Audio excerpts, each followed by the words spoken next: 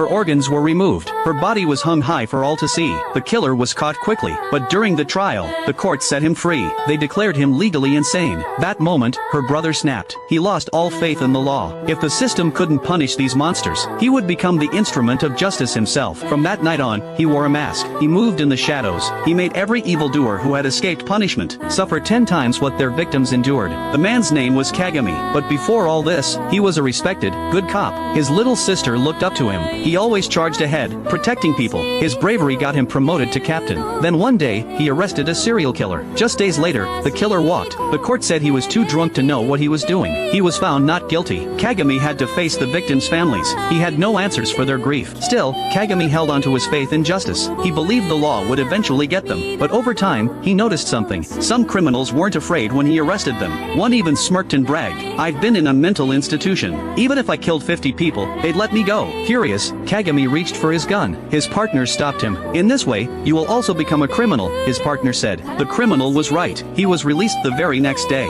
He even called Kagami, threatening to make him pay. A bad feeling gripped Kagami. He rushed home. His sister was gone. He found her the next day. She had been tortured to death. In that moment, Kagami's belief in justice shattered. He destroyed his home in a rage, but he left one thing untouched: the birthday cake he'd bought for his sister. From that day, he put on a mask. He became a vigilante in the night. He found his sister's killer. He cut off the man's limbs, keeping him alive in a special solution. He made him suffer a brutal punishment. Then, he started posting his killings online. He announced his targets in advance. He wanted criminals to feel fear. Every promise of death was fulfilled. His story spread like wildfire online. Some called him a criminal. Others hailed him as a hero. One day, Kagami found another target. A sick man who kidnapped young girls. He kept them locked in his basement. If they fought back, he fed them to an industrial grinder. Despite the overwhelming evidence, the court set him free. Their reason? He was mentally disabled, and his family was rich and powerful. So Kagami took him. He was going to give him a taste of the grinder, but at the last moment, the machine stopped. The man was saved. Kagami looked up.